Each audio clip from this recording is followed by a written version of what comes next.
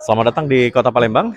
Dan pendengar dan netizen El Sinta, saat ini saya sedang berada di salah satu ikon destinasi wisata religi yang ada di Kota Palembang, yaitu Museum Bait Al-Quran Al-Akbar atau biasa dikenal masyarakat dengan sebutan Al-Quran Raksasa. Berlokasi di Pondok Pesantren Al-Ihsaniyah Gandus Palembang. Museum ini menghadirkan 30 juz Al-Quran yang dipahat dengan kayu tembesu dan disusun setinggi 15 meter. Untuk mengetahui seperti apa keindahan dari Museum Bait Al-Quran Al-Akbar, saya akan menemui salah satu petugas yang ada di sini dan saya sudah berjanji dengan Mas Wahyu nih. Ikuti saya terus.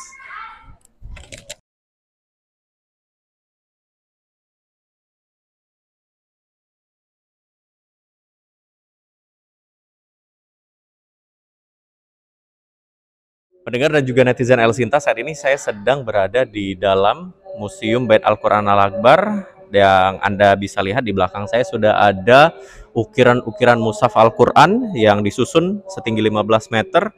Saya akan menjelaskan suasana di sini. Saat Anda berkunjung ke Museum Bait Al-Quran Al-Akbar ini, Anda akan takjub akan indahnya Al-Quran Al-Akbar yang ada di belakang saya, dan juga Anda akan merasakan suasana yang seperti di luar Indonesia, seperti di Timur Tengah, karena ornamen-ornamen yang ada di sekeliling Masjid Al-Quran Al-Akbar ini dibuat temanya seperti Timur Tengah. Nah, pendengar dan juga netizen El Sinta, saat ini saya akan mengajak Anda untuk bertemu salah satu pengurus dari Museum Bait Al-Quran Al-Akbar.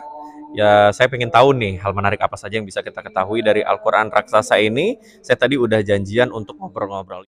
Assalamualaikum Mas Wahyu. Waalaikumsalam warahmatullahi wabarakatuh. Mas Wahyu, saya mau tanya dong, untuk sejarahnya sendiri sampai akhirnya Palembang memiliki museum Al-Quran sebesar ini ya, yang diakui sampai ke mancanegara, itu sejarahnya seperti apa? Nah, jadi ini bermula daripada beliau ini yang membuat Al-Quran Akbar ini, salah satu ustadz dulunya dari pesantren. Beliau salah satu kaligrafer yang cukup terkenal juga.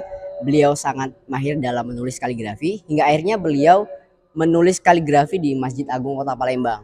Ketika dalam pembuatan proses, ketemulah beliau sama Bapak SBY, hingga akhirnya beliau membuat kaligrafi tulisan Al-Quran Akbar pertama kali. Itu lebaran pertama kali yang tulisan Al-Fatihah bersama kitab Al-Karimnya, tulisan itu yang pertama kali.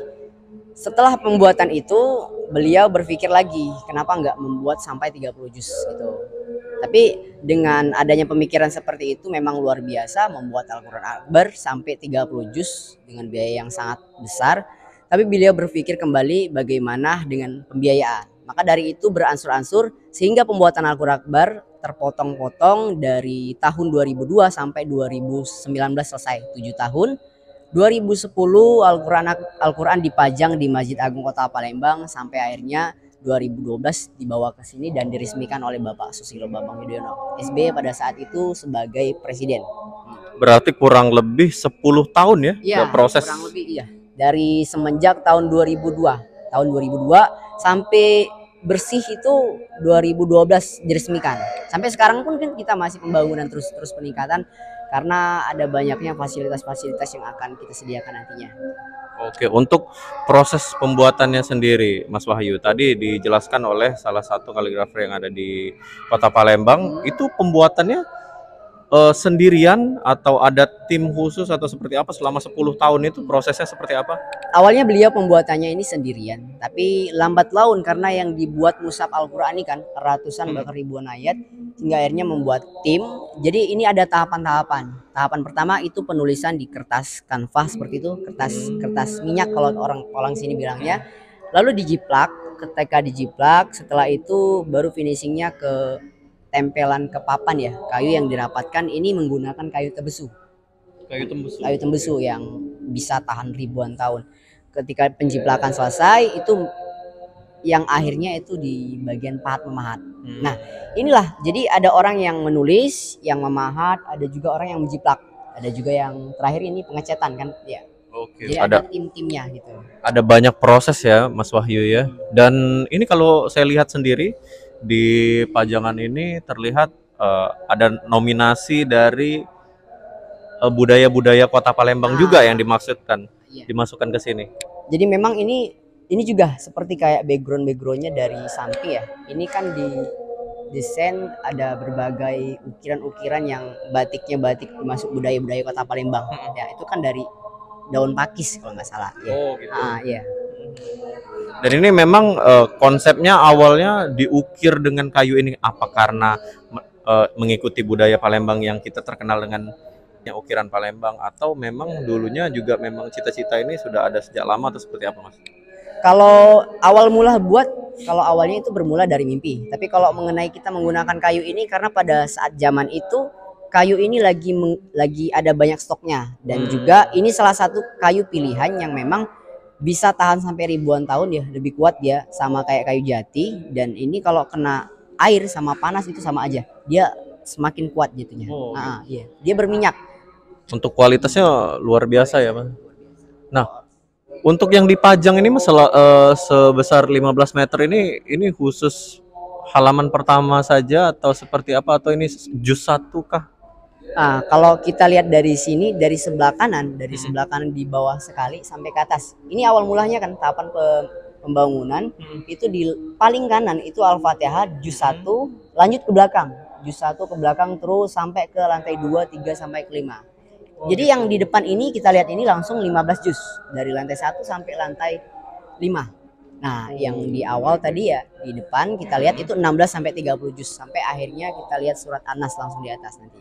Oke, dan itu semuanya 30 juz, ya, semuanya sudah dipasang? Terpasang 30 juz selesai ya semua. Ini pemajangannya terpisah-pisah berarti Mas Wahyu? Ya, kalau dulu kan kita pasangnya 15 juz karena awalnya kita pakai arsitek yang langsung menjulang sampai tinggi ya. Tapi ngelihat pondasi di bawah, tanah ini kan dulunya halaman rumah Bapak Syopatila. Ini merupakan ikan kecil-kecil kolamnya, jadi rawa-rawa. Jadi kalau memungkinkan untuk dibangun langsung 30 juz itu bisa-bisa ambruk gitu. Dan akan menggunakan biaya yang cukup besar. Sehingga kita mempunyai dua bagian-bagian tertentu. Jadi ini 15 juz. Jadi yang bagian gedung pertama kita lewati tadi ya. Sembari kita menuju ke Al-Quran ini yang seperti ini, kita juga melewati Al-Quran lainnya dari 16 sampai 30. Dan semuanya sudah dipasang ya. Baik.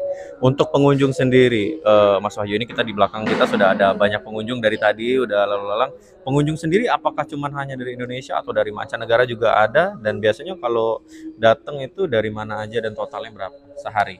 Kalau kita nggak bisa menghitung per hari ya. Kalau dari semenjak diresmikan untuk mengenai ras agama semua, jadi Al-Quran Akbar ini diresmikan bukan hanya oleh Bapak SBY, tapi oleh 51 negara Islam dunia pada saat itu ya. Jadi perwakilan dubes-dubes itu datang meresmi langsung di Al-Quran Akbar ini langsung. Dan untuk tamu ini kita lebih sering tamu lebih banyak itu di weekend. Kalau lebih puncaknya itu berdampingan berdekatan di antara pas-pas momen Natal sampai ke tahun baru. Itu yang paling banyak sekali ya. Kalau di lebaran kan kita ada lebaran 1, lebaran 2, lebaran 3. Tapi momen tahun baru itu puncaknya sangat banyak banget itu. Untuk Ramadan tahun ini kira-kira biasanya dibandingkan hari-hari biasa Ramadan kali ini, kalau Ramadan di awal-awal ya seperti ini, orang-orang masih sepi, masih kurang semangat ya. Tapi kita selalu isi kegiatan, ada santri kita di atas tadarus Al-Quran Akbar tetap sehari 1 juz sampai dengan 30 juz sampai 30 Ramadan kan. Jadi jadi meskipun tamu tetap nggak ada ya Al-Quran Akbar tetap terisi gitu. Adanya santri-santri kita. Oke, untuk Museum Al-Quran Al-Akbar sendiri berarti bukan hanya dipakai untuk sekedar kunjungan, tapi ada berbagai kegiatan ya yang ada ya. Benar. Apa aja Mas kegiatannya? Jadi di sini juga ada kegiatan pengajian rutin, kita juga ada pembelajaran tilawatil Quran, ada juga. Dan karena kan di sini kita berseberangan sama pesantren. Jadi semua kegiatan-kegiatan yang mengenai kegiatan Islami religi kita soundingkan ke sini juga. Dan Al-Quran Akbar ini rutin pengajiannya, insya Allah alhamdulillah rutin sampai sekarang ini terjalin terus adanya pengajian. Oke, selain itu juga setiap masyarakat yang ingin berkunjung tuh kalau seperti saya tadi itu harus diedukasi dulu ya di depan ya. Ya, jadi memang beliau sangat cerdas sekali ya. Jadi orang yang datang sini itu bukan hanya sekedar melihat Al-Quran Akbar gitu. Seperti tadi kan orang kalau datang tuh udah selesai foto selfie selesai gitu kan. Tapi beliau mempunyai kepintaran yang luar biasa. Jadi orang datang pada saat itu ketika dia masuk ke lobi pertama, pada saat pintu masuk, orang nggak boleh langsung masuk gitu. Kita ada ruangan khusus. Jadi di dalam ruangan khusus itu seluruh tamu dan yang wajib datang itu mereka harus mewajibkan mendengarkan sedikit sejarah singkat. Setidaknya paling sedikitnya itu 2 sampai 5 menit gitu. Itu sedikit-sedikitnya kita jelasin. Dan yang bagian pengurusan Al-Quran Akbar juga ngerti bagaimana kalau misalkan memang orang pengen cepat atau enggaknya itu kan disesuaikan nanti sejarah. Tapi setidaknya orang-orang datang itu tahu sedikit banyaknya sejarah singkat Al-Quran Akbar. Jadi ketika udah masuk, udah pulang dari sini mereka udah ngerti oh bagaimana Al-Quran bisa kenapa ada gitu seperti itu. Oke, ini juga mengedukasi untuk masyarakat yang ingin datang ke sini ya. Selain itu juga tadi saya lihat sepanjang jalan ada banyak souvenir-souvenir juga yang bisa dibeli, dan juga kira-kira fasilitas-fasilitas apa lagi Mas yang bisa didapatkan ketika ada masyarakat yang ingin berkunjung ke Museum Bait Al-Quran Al-Akbar ini? Jadi di sini banyak kita fasilitas terus meningkat. Jadi kalau anak-anak kecil di sini kita ada taman hijaiyah. Jadi kalau kita lihat taman-taman di TK anak-anak ngelihat buaya, ngelihat ikan-ikan atau ayunan, tapi di sini mereka dikenalkan dengan taman-taman hijaiyah. Jadi mereka ngelihat huruf-huruf yang temanya kaligrafi semua, mereka bakal tahu bagaimana huruf ya bentuknya, huruf bah seperti Bisa itu. sambil belajar Ya, juga. bisa sambil belajar juga. Dan di sini juga ada pakaian-pakaian adat Kota Palembang juga kita publikasikan biar orang-orang luar datang ke sini tahu bagaimana pakaian adat kita juga, budaya-budaya kita juga ada semua di sini. Baik, jadi selain memang wisata religi juga tetap membawa nuansa Kota Palembang yang tidak pernah ditinggalkan ya. Bahkan ukiran-ukiran ini dan warna-warna catnya saya sangat familiar dengan lemari-lemari Palembang gitu Kemasan ya. ya. Kemasan pada saat itu melambangkan kejayaan kan pada saat itu. Oke. Terakhir Mas Wahyu, harapannya sebagai pengurus dari Museum Al-Quran Al-Akbar, dan juga untuk harapannya ke depan museum ini seperti apa, dan juga untuk masyarakat Indonesia agar datang nih rame-rame ke sini untuk berkunjung seperti apa? Kalau harapan kita sendiri ya, bagaimana caranya nih anak muda zaman sekarang ini tahu bahwa ternyata penting juga mengenal budaya, juga mempublikasikan Al-Quran Akbar sebagai salah satu hasil karya yang sangat luar biasa. Ini sangat memotivasi anak muda sekarang. Jadi yang kecil juga termotivasi dengan ada yang melihat ini. Tentunya kita harus lebih menjaga lagi kebudayaan ini. Gitu, itu aja. Baik, terima kasih Mas Wahyu atas waktunya dan juga kesempatannya.